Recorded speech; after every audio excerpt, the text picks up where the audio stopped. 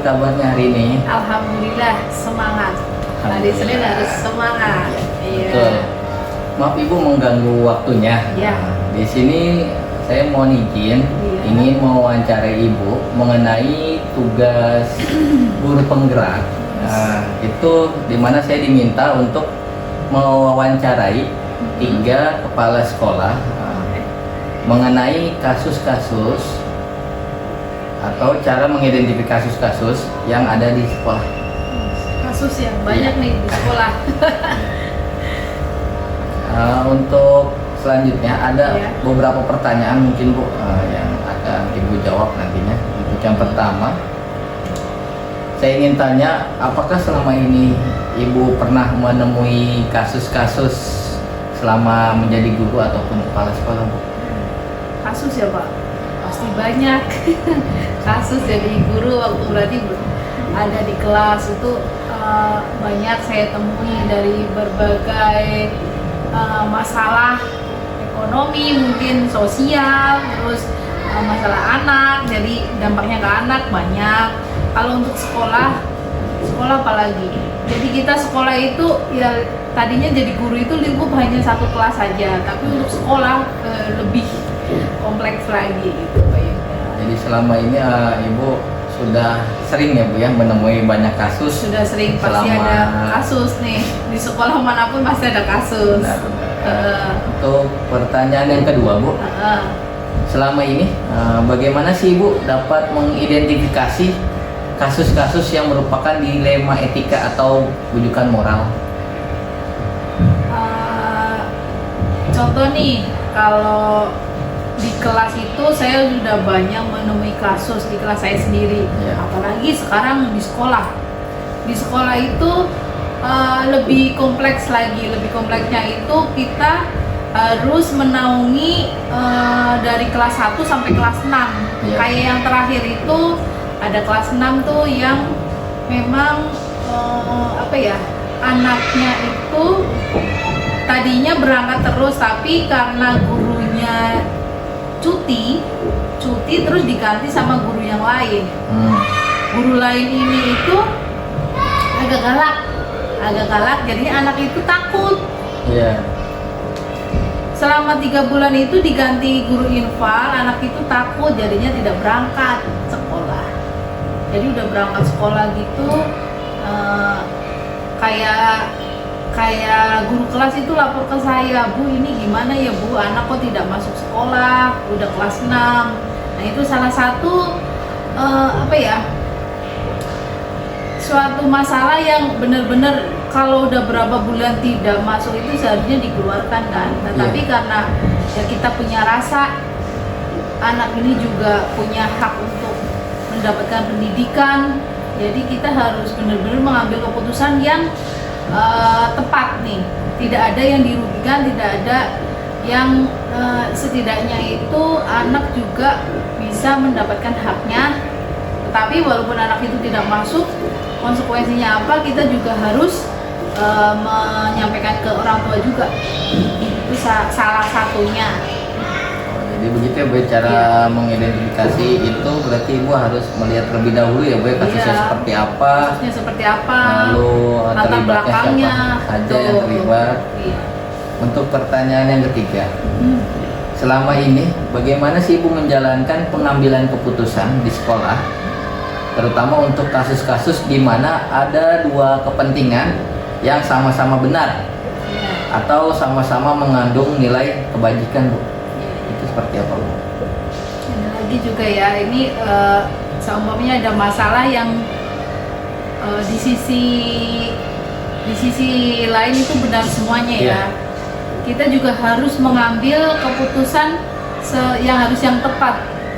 Ini saya ngomongnya harus pakai contoh ya Pak. Kalau tidak pakai contoh, cuma teori-teori saja, kayak mungkin teori kan secara teori ya, yang penting kita prakteknya. Contoh nih, ada guru kelas 5, Bu Rika itu kemarin sempat menghadap ke saya itu, Ibu waktu jadwal outing kelas itu tanggal 12 Agustus. Nah, kebetulan beliau itu sudah mendaftar umroh. Estimasinya tanggal 12 gitu. Jadi beliau itu bingung, Bu, saya harus gimana ya, Bu? Ya namanya umroh kan kita ikut nih di agen yang menentukan yang menentukan jadwalnya dari agen. Kayak umroh itu suatu niatan baik ya, mau beribadah ke rumah Allah di sana, ke Baitullah. Kayak Bu Rika itu merasa bingung, ini kelas 5 itu mau outing kelas, saya nggak bisa mendampingi, Bu. Saya bingung, Bu, gimana, dari kemarin tuh sama cerita bingung, Ibu. Yaudah, makanya kan saya pesan ke guru-guru, pokoknya kalau ada apa-apa itu cerita, komunikasi yang baik, pasti nanti akan ada jalan keluarnya. Saya memberi pertamanya ya seneng tuh dengar Bu Rika itu, Masya Allah, Bu Rika sudah terpanggil ke Baitullah. Saya senang, mudah-mudahan saya bisa ikut juga tuh, bisa terpanggil juga. Iya, Bu, tapi kan anak-anak udah kayak gini. Saya memikirkannya gini, yang namanya itu berarti akan meninggalkan kelas selama 10 hari. Ya, itu tidak mengajar 10 hari meninggalkan, tetapi meninggalkan kelasnya ada alasannya, itu untuk ibadah. Dan ibadah ke rumah Allah itu, ke Baitullah itu kan tidak di Indonesia, itu di luar negeri, butuh waktu agak lama. Dan waktunya juga itu kita daftar, tapi kita itu tidak bisa sendiri menentukan waktunya, itu dari agen kapan waktunya. Pas kebetulan itu ada outing kelas. Jadi saya ya mengambil keputusannya, Bu Rika itu punya niat baik, niat untuk ibadah, dan itu waktunya juga harus ditentukan, bukan kita yang menentukan, itu nur dari agen. Terus walaupun Bu Rika mau ibadah harus meninggalkan kelas, saya menengahinya atau mengambil keputusan, saya mempersilahkan Bu Rika untuk menjalankan ibadah. Kayak Bu Rika, saya tapi meninggalkan kelas, udah sekarang 10 hari Ibu nanti udah khusyuk aja untuk ibadah. Nanti untuk urusan yang di sini kita pasti ada guru yang lain untuk yang menginfak, kayak seumpamanya di outing kelas tidak ada yang mendampingi, insya Allah saya juga bisa mendampingi. Jadi tidak ada anak yang terlantar lah, jadi pasti ada guru yang lain ataupun saya yang mendampingi anak-anak. Itu salah satunya, Pak, pengambilan keputusan yang sama-sama benar. Jadi kita harus memperhatikan kalau samanya ibadah, samanya sholat di Istiqlal kan bisa sampai kapan saja. Kalau di Baitullah itu kan butuh waktu, butuh waktu yang cukup, butuh biaya juga yang banyak, butuh agen juga. Jadi memang harus direncanakan. Kita juga tidak bisa menentukan kapan waktunya nanti, Pak. Oh, jadi Ibu untuk pengambilan keputusan ini lebih mengarah tidak ada yang merugi, ya. Jadi sama saling kebaikan satu sama lain, baik Bu Rikanya ataupun muridnya nanti.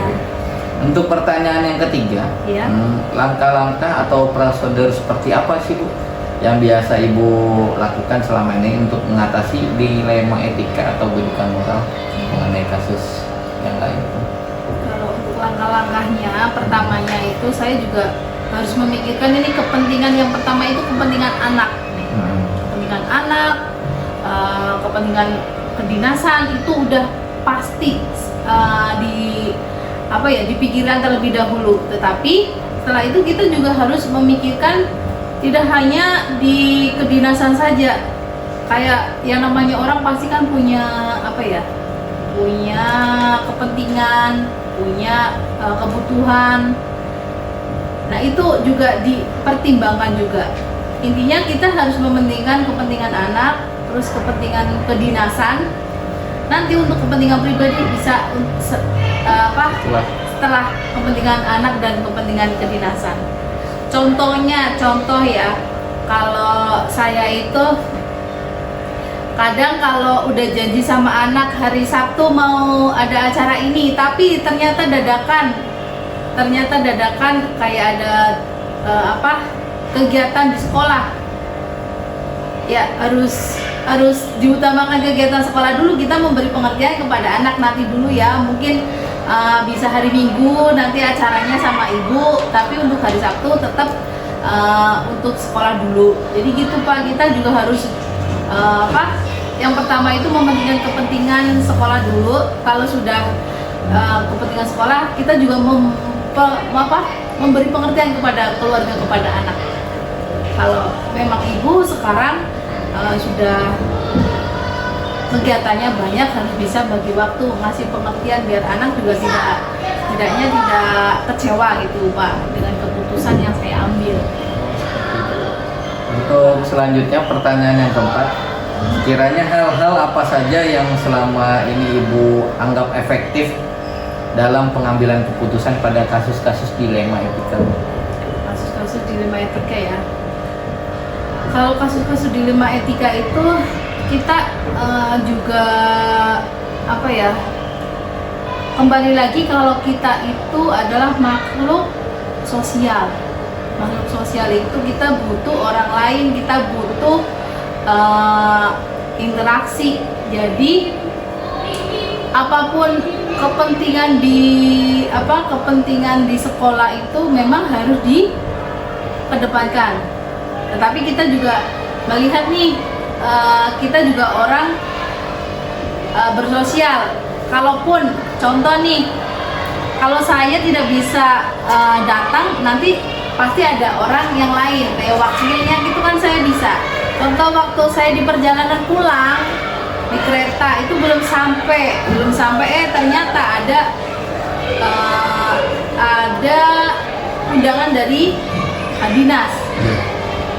Saya ini sudah undangan itu saya datang itu saya belum nyampe rumah, tapi secara logika kalaupun saya nyampe terus kesini lagi itu pasti tidak akan tidak sampai ke sini, waktunya tidak cukup. Jadi gimana nih, kayak saya kan juga guru, tidak hanya kepala sekolah, tidak hanya pokoknya kerjaan hanya saya, itu saya punya wakil, punya guru. Jadi saya minta tolong ke wakil saya untuk mewakili saya untuk undangan tersebut. Gitu, Pak.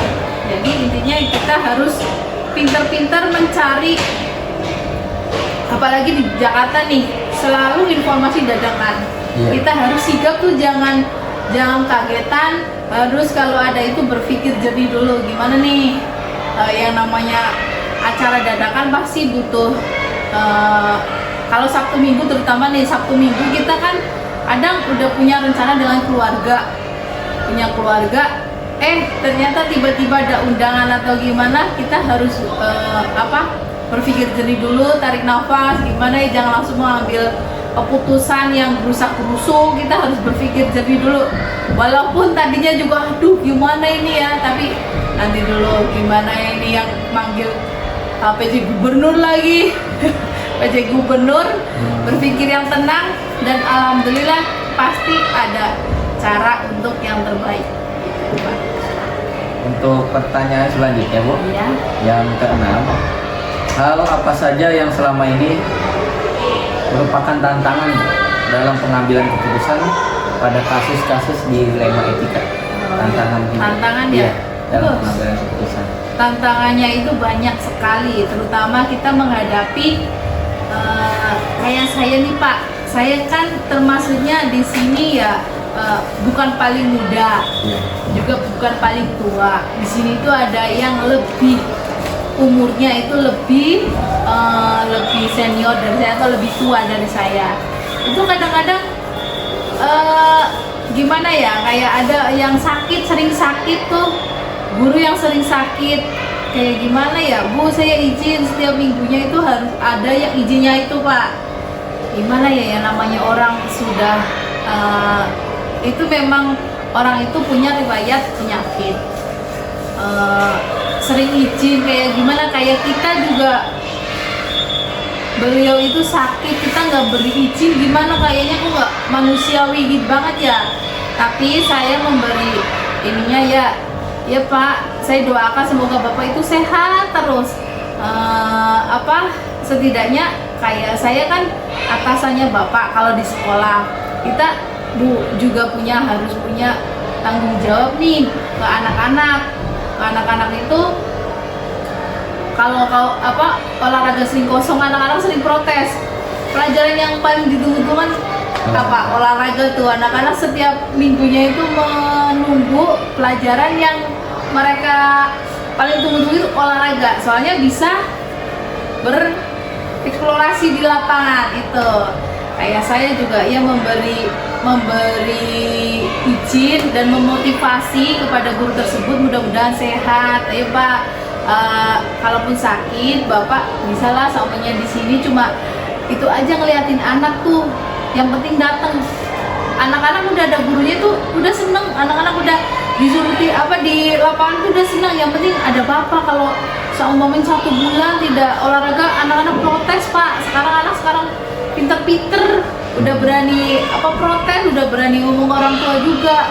Jadi kayak saya juga komunikasi sama guru olahraganya tersebut, Pak, iya tahu Bapak itu sakit, tapi kita yang namanya pegawai masih aktif itu masih punya tanggung jawab, tidak bisa semaunya. Kalaupun Bapak sakit, bolehlah samanya datang, tidak ngajar, Bapak cuma duduk aja ngeliatin anak main bola atau itu udah alhamdulillah Pak. Tidak mesti harus Bapak itu ikut lari, ikut senam atau gimana, itu enggak Pak.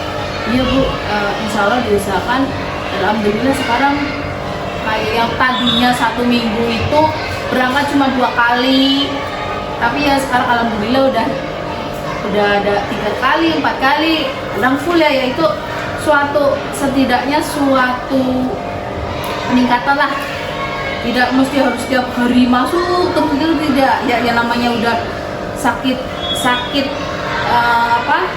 kronis, pasti kadang mungkin lagi kambuh tidak masuk, ya udah tidak apa-apa, tapi setidaknya 1 minggu itu ya masuk gitu, walaupun ada izinnya itu Pak. Jadi kita memanusiakan manusia, kita juga harus memandang kepentingan anak juga, kepentingan orang tua. Jadi gitu Pak. Ya. Untuk pertanyaan selanjutnya yang kita tujuh, apakah Ibu memiliki sebuah jadwal tertentu dalam sebuah penyelesaian kasus dilematika? Apakah Ibu langsung menyelesaikan di tempat atau menentukan jadwalnya terlebih dahulu Bu? Untuk sebuah prosedur seperti apa yang Ibu jalankan lebih ya. Kalau samanya ada kasus atau dilema etika itu, kayak saya itu kayak kita di kedinasan itu harus ada prosedurnya. Kita tidak bisa semena-mena itu memberi hukuman atau gimana, itu tidak. Kita hanya setidaknya memberi bimbingan. Kita memanggil nih kasus lain juga tentang tenaga pendidikan kita, kebersihan terutama. Kayak tahu sendiri Bapak di kebersihan di sini, apalagi di lantai 34 itu kayak apa. Kayak saya itu sudah beberapa kali memberi bimbingan, memberi nasihat, Pak ayo Pak kerja Pak yang benar sesuai dengan tupoksinya. Kerjaan itu, nyari kerja itu sekarang susah. Bapak itu sekarang sudah diberi pekerjaan, sudah punya gaji.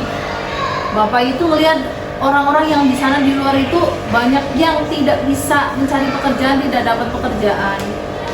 Itu saya udah berapa kali memanggil, sudah berapa kali menegur langsung di tempat itu pernah. Saya itu keliling di lantai 34, Pak ini masih kotor. Oh iya Bu, siap, akan saya ini kerjakan. Nah, berapa kali lagi saya naik ke atas tidak ada ketemu orang yang masih kotor. Saya lewat WA, udah lewat WA menegurnya atau memberi nasihatnya lewat WA. Terus lagi keliling masih kotor lagi, saya panggil nih ke sini 1 kali. Sebenarnya kalau untuk di atas ketemu itu sebenarnya udah sebuah teguran juga. Udah dipanggil ke sini sudah berapa kali, 2 kali udah. Nah, kalau untuk kedinasan itu, kalau itu bisa kita udah 3 kali bisa memberi SP, surat peringatan.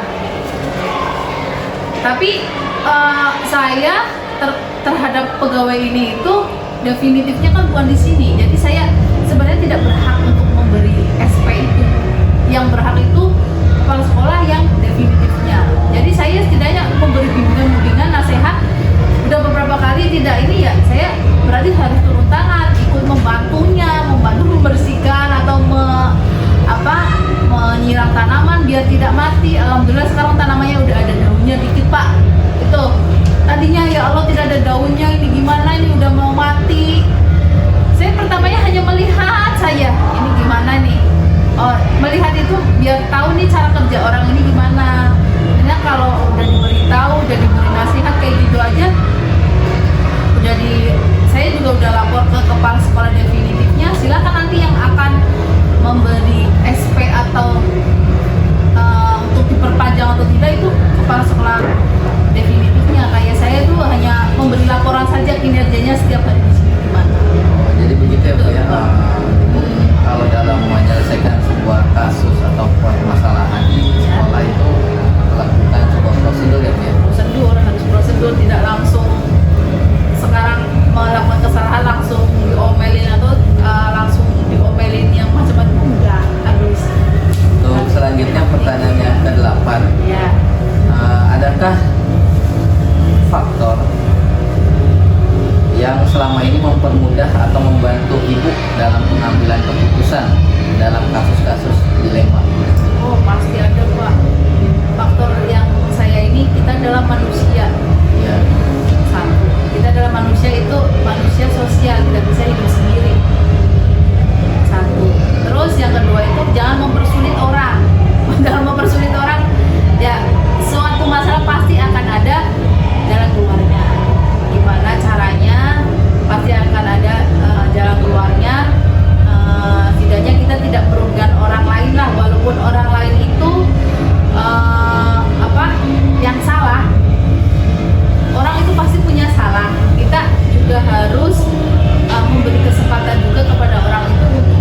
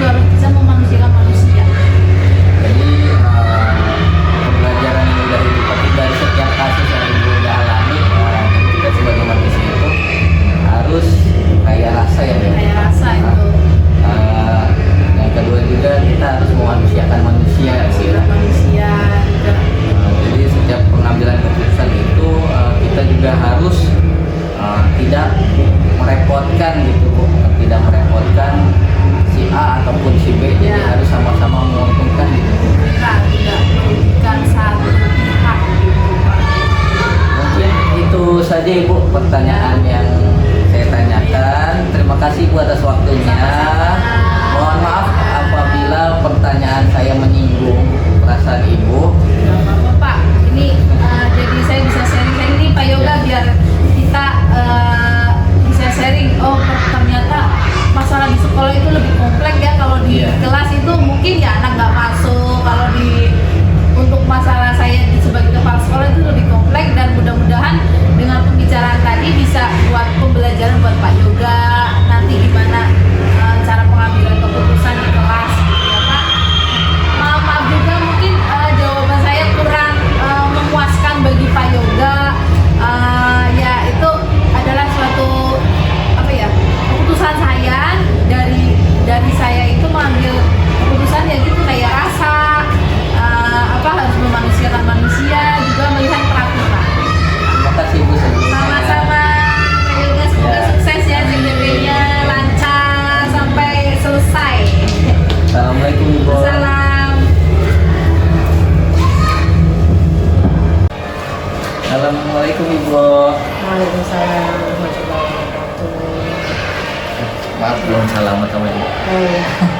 Ibu sudah. Pak Ibu sehat Ibu, kabarnya? Alhamdulillah sehat. Alhamdulillah. Saya juga sehat. Sehat Ibu, alhamdulillah. Mohon izin Ibu, maaf ganggu waktunya ya Bu ya.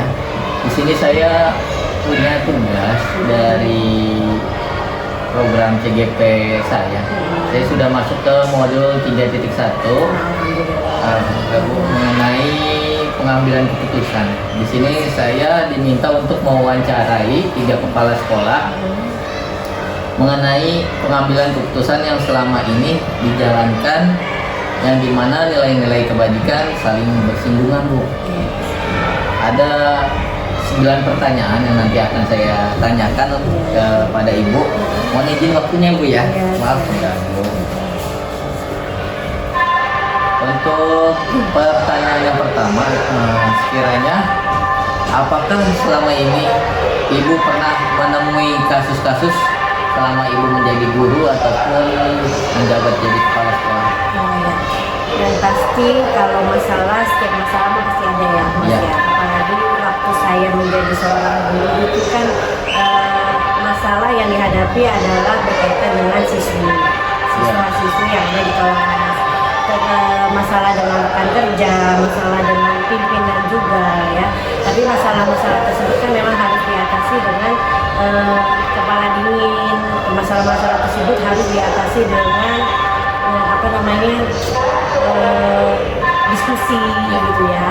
Nah, terutama kalau masalah yang dihadapi pada saat menghadapi siswa itu kan bagaimana mencari solusi. Ya. Nah, pada saat mencari solusi itu kita ada hubungannya dengan kedua orang tuanya, ya. Bagaimana? Karena awalnya kan pastinya kita bertanya pada siswanya terlebih dahulu. Nah, kalau misalnya ditemukan masalah ternyata ada hubungannya di yang berhubungan dengan keluarga, maka kita akan mengundang orang tuanya. Gitu ya. Jadi adanya diskusi antar kedua belah pihak. Begitu juga masalah yang dihadapi dengan teman sejawat. Biasanya ada perbedaan pendapat yang diutarakan. Nah, itu juga perlu dicari solusinya supaya tidak menimbulkan permasalahan yang berkepanjangan.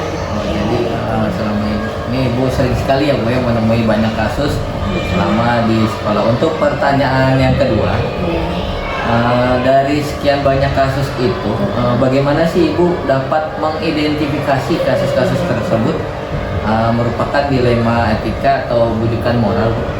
Gini, kalau misalnya selama jadi kepala sekolah ya saat ini yang sudah saya lalui, nah itu kan terkadang kita ada beberapa teman ya, rekan sejawat kita, guru-guru saya gitu ya, dimana misalnya gini, kita mau ada rapat nih, contoh kecilnya seperti itu, kita mau ada rapat yang memang sudah dijadwalkan dan sebelumnya sudah dibuatkan surat undangan yang harusnya memang dihadiri oleh peserta rapat ya, yang terundang adalah guru, pendik, dan biasanya kita juga mengundang komputer. Nah, di situ ada satu sisi di mana salah satu guru itu ada yang tiba-tiba tidak hadir karena berkepentingan mengantar anaknya yang sedang sakit. Nah, dalam hal ini kan sebagai seorang pemimpin yang memang harusnya itu rapat dilaksanakan dan harus dihadiri karena ini penting itu ya, menjadi sebuah masalah. Nah, masalah ini harus kita identifikasi terlebih dahulu. Kenapa sih kok mendadak sekali padahal sudah terjadwal? Sebelumnya sudah ada undangan yang memang harus dapat dihadiri. Nah, kenapa juga kok istilahnya si guru tersebut itu hingga harus tidak hadir dan izin di waktu yang bersamaan. Nah, disinilah kita nanti kalau rapat tetap berjalan ya, rapat tetap berjalan meskipun ada salah satu rekan guru yang tidak hadir. Namun setelah itu perlu adanya pendekatan dengan guru tersebut. Ditanyakan, kita mengidentifikasi dulu, memanggil guru tersebut untuk mencari apa sih penyebabnya. Nah, setelah diketahui penyebabnya, terus bagaimana sih solusi kedepannya? Apakah bisa nggak sih istilahnya beliau itu memilih salah satu, terutama apabila ini halnya dengan kaitan dengan keluarga, apabila anak yang sakit mungkin istrinya lah yang mengantar atau bagaimana, karena kan rapat ini rapat bulanan ya, rapat bulanan yang memang sudah ada jadwalnya dan terjadwal yang harus semua guru itu hadir seperti itu. Jadi dalam mengidentifikasi kasus ini ibu biasanya memanggilnya terlebih dahulu, menanyakan apa masalahnya, faktor-faktornya apa saja yang mencari data-data pastinya kan gitu. Untuk pertanyaan yang ketiga Bu, selama ini ibu menjalankan pengambilan keputusan di sekolah, terutama untuk kasus-kasus di mana ada dua kepentingan yang sama benar atau sama mengandung nilai kebajikan. Bagaimana sih ibu menjalankan pengambilan keputusan Bu? Bagaimana ibu menjalankan pengambilan keputusan di sekolah terhadap kasus-kasus di mana ada dua kepentingan yang sama benar atau sama-sama mengandung nilai-nilai kebajikan? Seperti tadi ya, lanjut dari kasus yang tadi itu kan sama-sama benar ya, memang di satu sisi adalah bagaimana guru tersebut harus menghadiri rapat yang memang wajib dalam artian dihadiri gitu ya. Nah, di satu sisi keluarganya yang sedang sakit, itu juga beliau sebagai kepala rumah tangga gitu ya, memang juga ada bentuk tanggung jawab beliau sebagai kepala rumah tangga untuk istilahnya mengantar keluarganya ke rumah sakit. Nah, disinilah kita sebagai pemimpin istilahnya memberikan memberikan masukan supaya apabila dalam keadaan yang seperti itu, jika memang kan waktu itu bisa masih fleksibel. Kalau misalnya bisa menghadiri dulu rapatnya, setelah rapat sudah berjalan dan kiranya sudah hampir selesai, beliau bisa lah izin seperti itu. Kalau misalnya untuk mengantar itu kan lebih fleksibel. Nah, kalau misalnya antrian bisa lah, istrinya terlebih dahulu yang meminta jadwal gitu ya, mencari jadwal gitu. Jadi memang perlu ada komunikasi efektif seperti itu antara kita, saya sebagai pimpinan dan yang memiliki masalah. Untuk pertanyaan selanjutnya Bu, yang keempat, sekiranya langkah-langkah atau prosedur seperti apa yang biasa Ibu lakukan selama ini untuk mengatasi dilema ataupun kasus-kasus lainnya? Awalnya pastinya mengidentifikasi masalah gitu ya. Setelah teridentifikasi masalahnya, maka kita akan mencari alternatif solusi. Ya, mungkin selain misalnya saya nih ya, kalau misalnya saya sudah tidak menemukan solusi dari saya pribadi, saya juga bisa melakukan dengan tanya jawab kepada personalnya, atau mungkin saya meminta saran kepada rekan sejawat yang lebih senior seperti itu untuk memberikan saran gitu ya. Kalau misalnya memang masalahnya sudah terlampau tingkatannya sudah agak sulit, maka saya akan berkoordinasi dengan pimpinan saya, misalnya pengawas.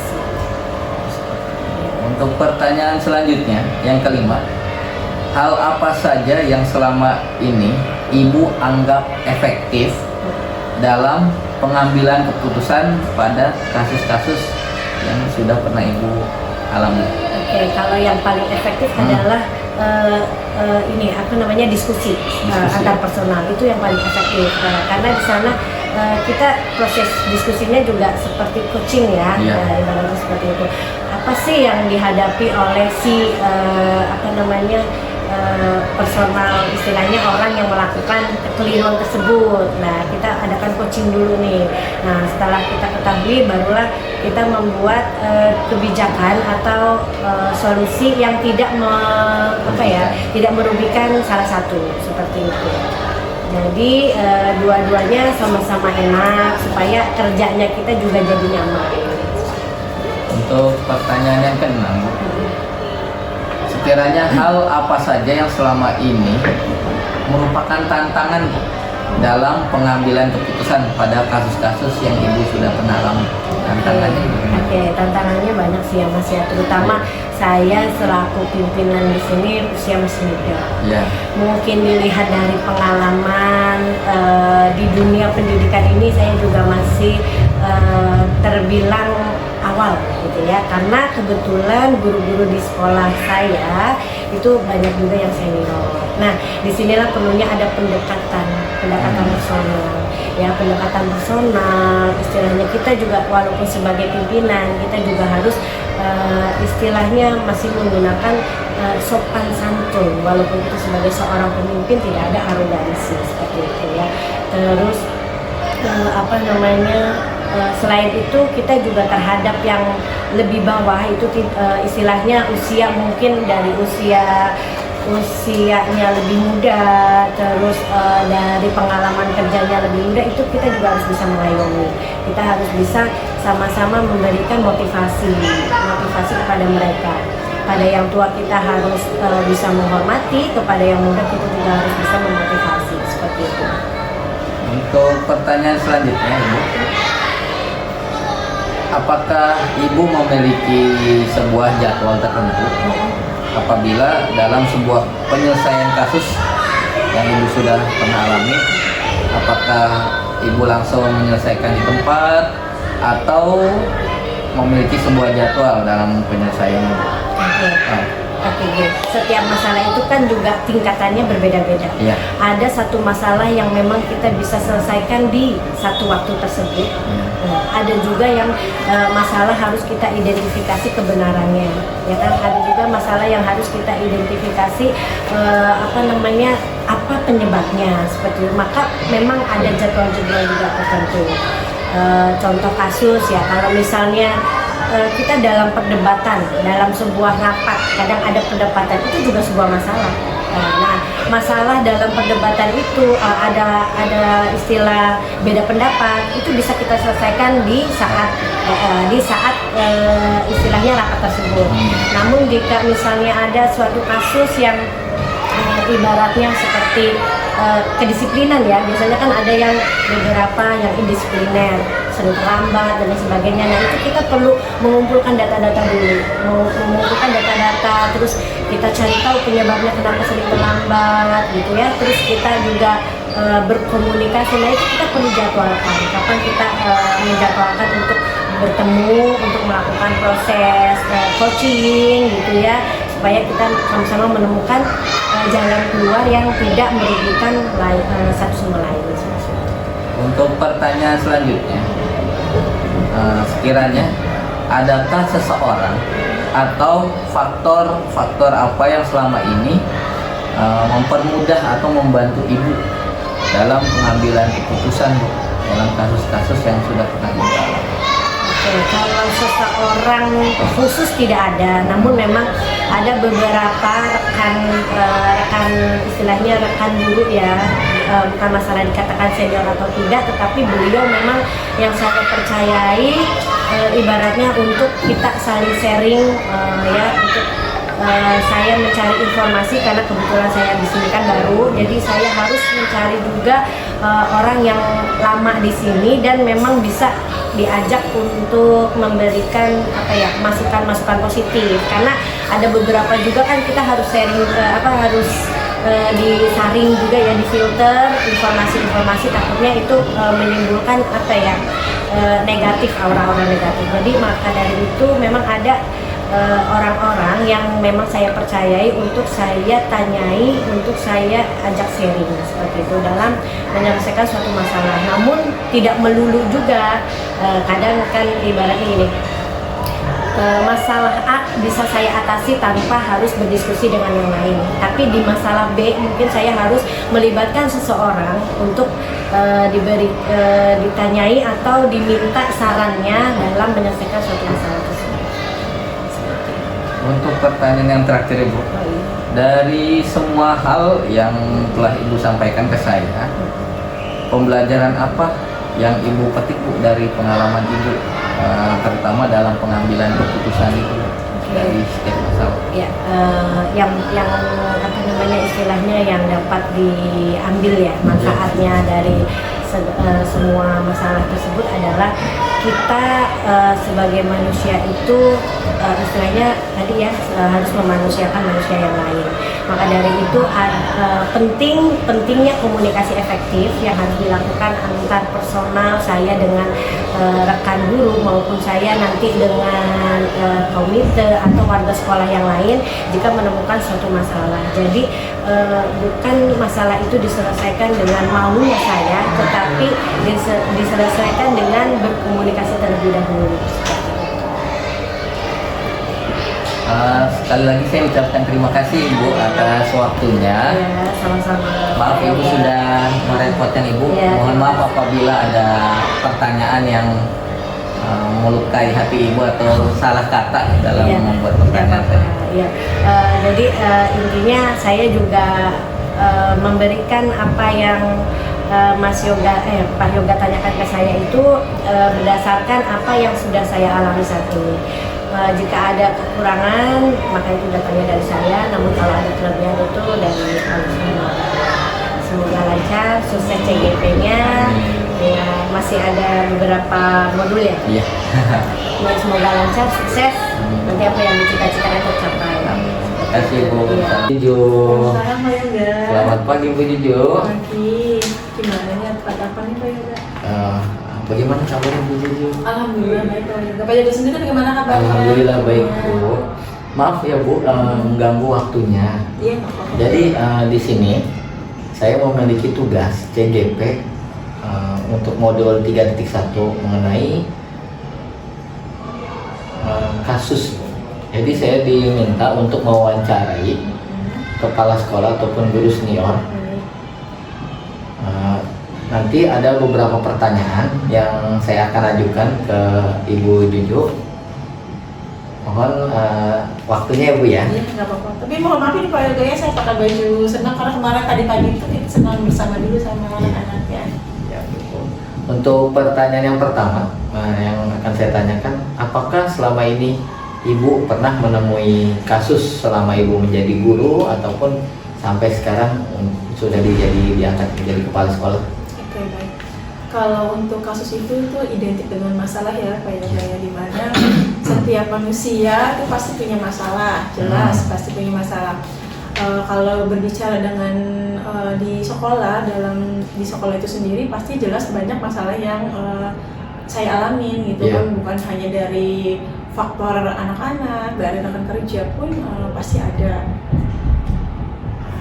Benar ya. Ya. Untuk yang kedua, selama ini bagaimana sih Ibu mengidentifikasi kasus-kasus yang merupakan dilema etika atau wujudan moral yang pernah Ibu alami?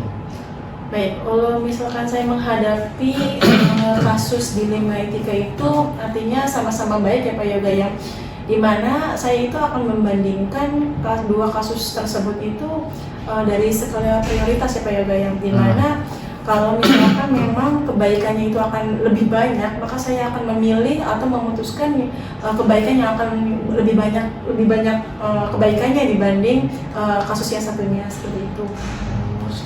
Untuk pertanyaan yang ketiga, Ibu, Iya. Selama ini Ibu menjalankan pengambilan keputusan di sekolah, terutama untuk kasus-kasus di mana ada dua kepentingan yang sama-sama benar atau sama-sama mengandung nilai-nilai kebijakan, Bu. Bagaimana sih cara Ibu menjalankannya dalam pengambilan keputusan tersebut? Kalau saya dihadapkan dengan dua permasalahan yang sama-sama memiliki kepentingan yang sama, dua kepentingan yang sama ya Pak Yoga ya, saya itu biasanya dengan cara kasus itu agak ringankah, sedangkah atau sulit. Jadi kalau misalkan dibandingkan dengan sama-sama sedang atau sama-sama, itu balik lagi ke skala prioritas ya Pak Yoga ya, di mana kebaikan itu, jika kasus itu banyak kebaikannya atau kebajikannya dan menguntungkan semua pihak, itu akan lebih saya putuskan untuk yang kasus tersebut gitu. Untuk pertanyaan selanjutnya Bu, sekiranya prosedur seperti apa Bu yang Ibu lakukan untuk mengatasi kasus atau dilema tersebut Bu? Oke, baik. Jika saya dihadapkan dengan dilema etika, identifikasi yang pertama saya lakukan adalah saya mencari informasi yang betul-betul akurat dulu Pak Yoga, tidak menerima informasi satu informasi aja, tapi saya juga melihat beberapa informasi atau mendengar beberapa informasi agar informasi itu tidak berat sebelah gitu. Artinya saya harus, ketika saya menghadapkan dua pihak tersebut yang harus saya berikan informasi kepada saya gitu. Jadi kemudian ketika saya mendapatkan informasi, saya identifikasi apakah masalah tersebut itu bisa diberikan keputusan yang bijak atau tidak gitu kan. Itu dilihat dari informasi yang ada gitu. Itu kalau misalnya memang balik lagi kebaikannya yang banyak atau itu berpihak sama semua orang, saya akan lebih memilih keputusan tersebut. Oh, jadi Ibu setiap melakukan pengambilan keputusan, Ibu selalu melihat terlebih dahulu ya faktor-faktor apa saja yang informasi itu jangan sampai hanya satu pihak saja gitu, sama beberapa pihak baru saya berikan keputusan seperti itu. Untuk pertanyaan selanjutnya, sekiranya hal apa saja yang Ibu anggap efektif dalam pengambilan keputusan pada kasus-kasus dilema etika tersebut Bu? Masalah atau kasus yang dianggap efektif itu ketika saya pertama mencari informasi dari berbagai pihak, kemudian saya identifikasi masalahnya, kemudian belajar dari pengalaman-pengalaman ketika saya menghadapi masalah yang sama gitu kan. Artinya resiko yang diambil itu jangan sampai risiko yang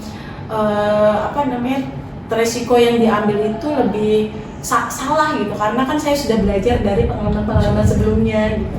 Seperti itu.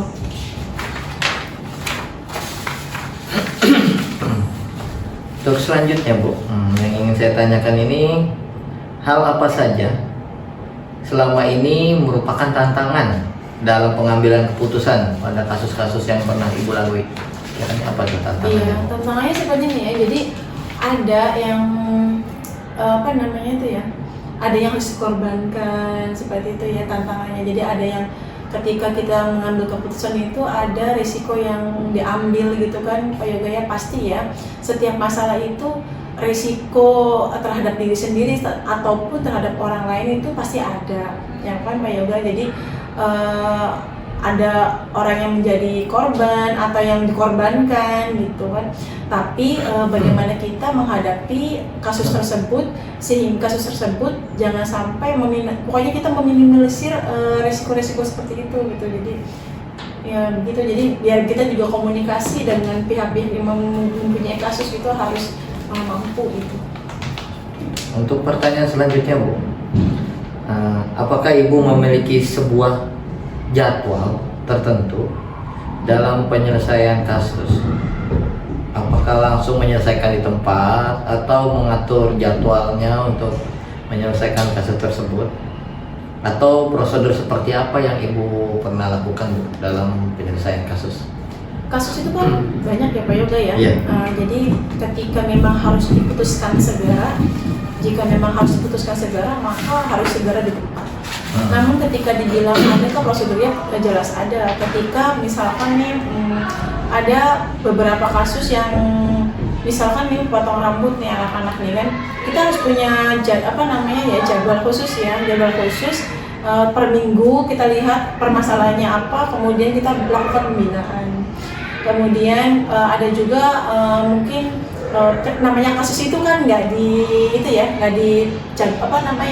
tidak tahu kapan adanya gitu, maka mungkin ada namanya pengumpulan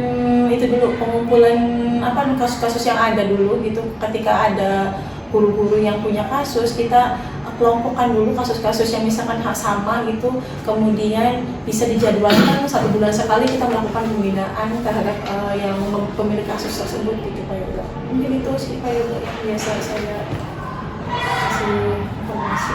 Untuk selanjutnya Bu, dari semua hal yang sudah Ibu sampaikan kepada saya, sekiranya apa sih Bu pembelajaran yang Ibu petik dari sebagai macam banyak pengalaman Ibu menangani kasus selama mengajar sehingga sekarang bisa diangkat menjadi kepala sekolah? Jadi Pak Yoga, kasus itu atau masalah itu mendewasakan kita ya Pak Yoga ya. Mendewasakan kita, kemudian kita makin bijak dalam mengambil keputusan. Mungkin awal-awalnya itu banyak hal-hal yang membuat saya kecewa dengan keputusan yang saya pernah putuskan. Namun dari hal tersebut menjadi pengalaman saya pribadi bahwa ternyata ketika saya menghadapi permasalahan yang sama atau kasus yang sama itu akan lebih bijak lagi dalam mengambil keputusan. Ya intinya bahwa namanya masalah itu sebenarnya membuat kita lebih dewasa, lebih bijak dalam menghadapi masalah dan tantangan tersendiri gitu ya dalam menjalankan sebuah sosial terhadap orang lain, bukan hanya terhadap diri sendiri tapi sama orang lain, bukan hanya dari anak-anak tapi juga dari orang dewasa gitu. Seperti itu. Ya itu mungkin Pak itu pengalaman saya yang menghadapi sebuah kasus ya Pak Yoga ya gitu kan, itu membuat saya lebih bijak. Mungkin itu saja Bu Juju pertanyaan yang saya lontarkan ke Bu Juju. Sekali lagi saya terima kasih atas waktunya Bu Juju. Iya, sama-sama Pak Yoga. Mohon maaf ya Bu kalau pertanyaan saya ada yang sedikit menyinggung terhadap Bu Juju. Mungkin itu saja Ibu. Terima kasih atas waktunya. Sama-sama Pak Yoga.